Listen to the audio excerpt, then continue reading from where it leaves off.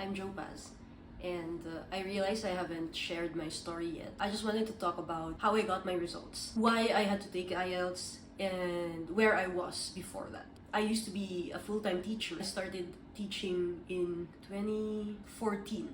That was more than a decade ago. I started as a primary school teacher here in the Philippines, and right after the pandemic, I went to Japan. I started teaching there as an assistant language teacher for Japanese public schools. I'm not here to talk about my Japan experience. Maybe I will do that some other time, but I wanted to focus on why I took the IELTS and how I got the scores that I got. Back then, I was looking at leaving Japan. I was looking at other countries like New Zealand. I looked at the requirements and I saw that one of the most important is your English ability. You can actually take other tests. It's not just IELTS, but I was familiar with it. I booked it for October. The months leading up to October, this is where I saw the problem. It's not really a problem of information. There is an influx of information online, free information.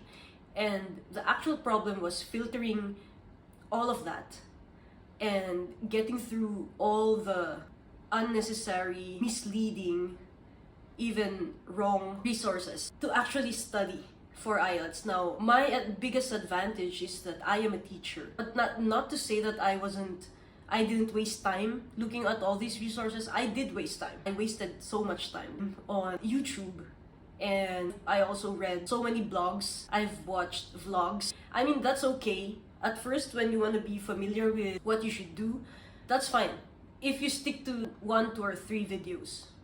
But when it becomes a habit and you're just binging videos and you're not actually learning, that's when it becomes a problem. You feel like you're studying, but you're actually not learning anything when you do that. There's just an influx of resources. Most of them are outdated and most of them are half-assed. I'm sorry for the term, but that's true. So I had to decide. I got 2 books, official books. The first one is the Cambridge Guide to IELTS. The other one is the IELTS Academic 17, I believe. That one is a compilation of tests, practice tests. For your learning materials, that's when you can be more flexible. You just have to choose. If you're going to buy resources, buy from people who either have actually really gone through the whole thing. Just because they passed or they got high results doesn't mean they can teach you. So go for people who are both. They took the test and they got amazing results. Second, they know how to teach. When you're filtering your resources, always make sure that these people are credible, not through followers, because we all know that some people just buy bots. But then when you actually really look at their content, are they teaching you something, or are you just collecting stuff from random people who get it from random sources? Always check the credibility of whoever you're listening to. After I did all the binge watching that got me nowhere, I finally planned to study seriously. That was 3 weeks because my test date was fast approaching. After I got my resources, I took a pre-test. Like I said before, you cannot just assume what you're good at and what you're not good at. You can always have an estimate, but unless you see data, you're never really going to be sure. And if you're studying alone, you have to be sure about the things you need to improve and the things you can slightly not prioritize. What does a pretest do? It shows you your scores and it shows you your weak points and your strengths. I did this without studying properly. I wanted my raw skill, that certain level of English, like your base level. Listening was a bit higher. I guess I started with around 8 to 8.5, and then my reading was, I believe my very first one was 8. I strictly followed the time, and I didn't have breaks or anything like that. I simulated the real test. And then of course, writing and speaking, difficult when you're studying alone because you don't have someone to correct you. Especially with writing, I disregarded writing because, well, I had a full-time job, and just thinking about writing a formal essay, an academic essay after work was already exhausting. I didn't have the mental capacity to write an essay. I disregarded that, which was wrong. and that's why it reflected in my scores. Speaking was easier because part of my job is interacting with native speakers. I got my native practice from the people around me who were also there to teach English, from Canada, Australia, the UK, US. Take note that these conversations are casual, fluency, and practicing how to express my thoughts in straight English and not stumbling on my words. I didn't know what my essay was like until I tried writing one, and then I couldn't come up with ideas. And this is when structure matters. Learning how to write for IELTS matters. So it's not just knowledge. I was writing newsletters, blog style content. That's not IELTS. So you have to learn how to write for IELTS, and you have to understand how academic writing works. That's what I disregarded, but I think I probably had 4 days of just focusing on writing, and that's when I learned all the structures. Most of the results you get when you try and look for IELTS writing, they're pretty much similar. So you just have to have that breakdown of the parts of the essay. I added more speaking practice, recording myself like this, using questions from the official IELTS books. And test day came.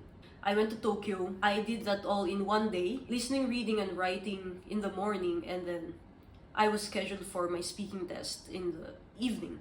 How was the test? If you've been practicing with actual IELTS materials, then everything is similar. That's why I always say, practice with proper material so that you won't be surprised when test day comes. Listening is a bit more anxiety-inducing because of the fact that you know that you can't replay stuff. So when you're practicing, don't replay the audio.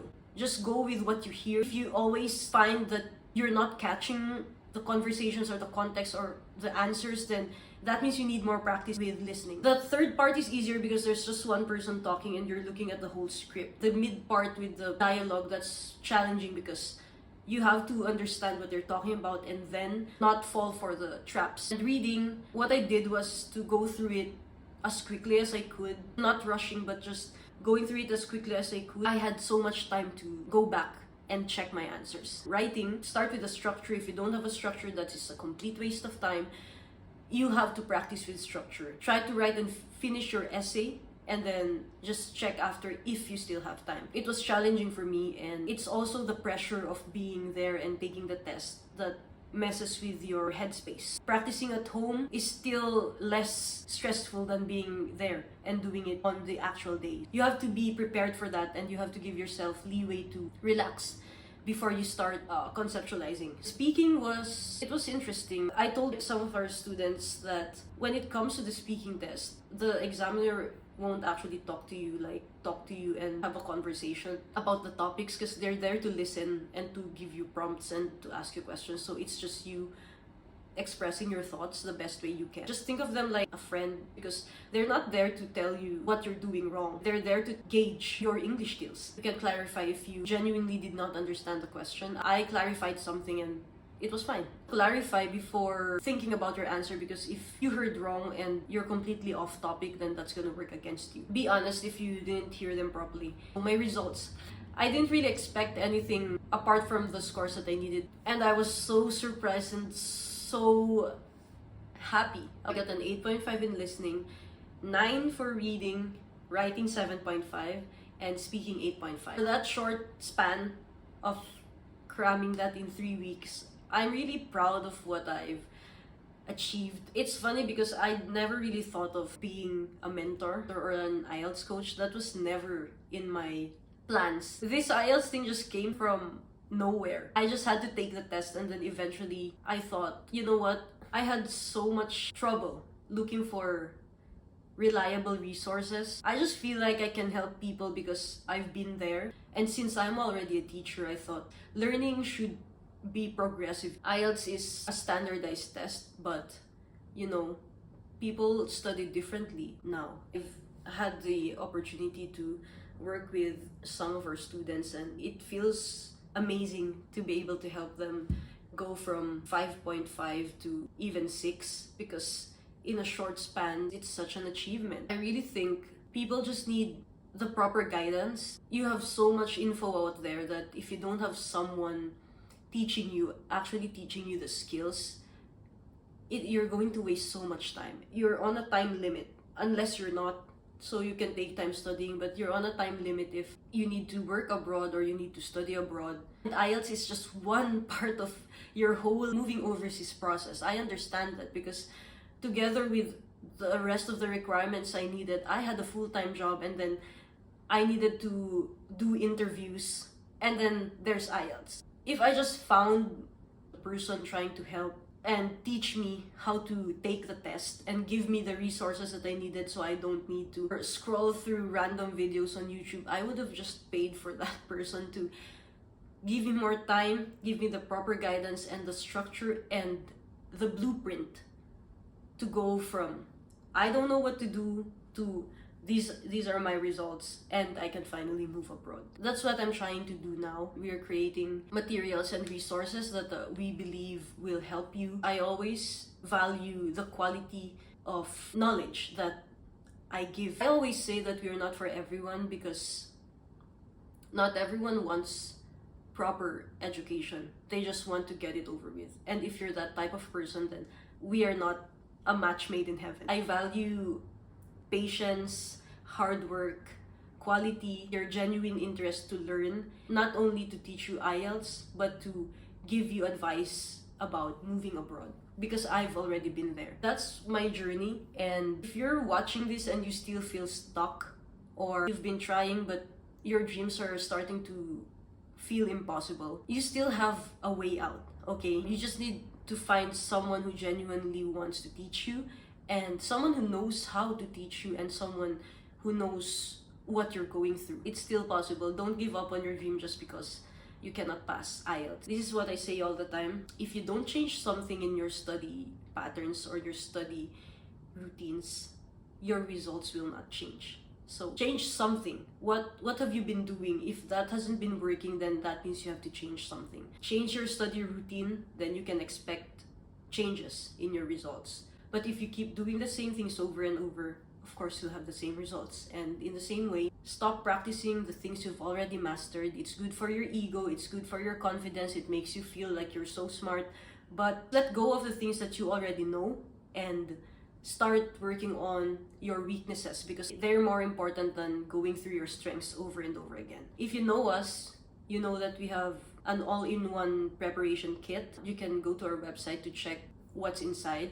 It's basically meant for introverted people. I wish I had that before. If you don't want constant interaction with a coach or a mentor, you can get the kit, but as long as you buy the kit, you can ask me whatever questions you have about IELTS. Of course, our coaching is still there for people who want more structured guidance and for those who want accountability. And even if we never get the chance to work together, and if you don't want me to teach you one-on-one, we still have the videos. We're going to post longer videos next time, and I'm going to start teaching you bits and pieces about IELTS, maybe reading and writing first. Speaking, I always say this, the best way to improve speaking is to start speaking today. I hope this has been helpful, and yeah, if you have questions, drop them in the comments, or if you're interested, you're curious about us, just go to the website, and if you're on Threads, I'm there too.